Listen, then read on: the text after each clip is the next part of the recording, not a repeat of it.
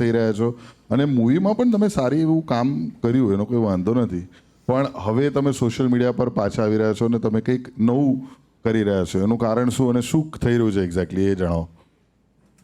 છેલ્લા 4 વર્ષોમાં મેં મારી જાતને સમજવાનો પ્રયત્ન કર્યો. And in that process, I have understood a few things about the existence. And I am just trying to share what I have understood. Okay, એટલે તમે એકદમ આધ્યાત્મિક થઈ ગયા છો. ના, એટલે મને તો એવું જ લાગ્યું એક સેકન્ડ માટે કે ચશ્મા પહેરીને ઓશો બેઠા છે ખરેખર. ત્યાં દાઢી ઓછી છે.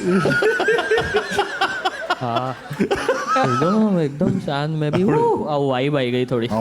આપણે સાણંદ પાસે એક શરૂ કરીએ ધ્વનિતપુરમ.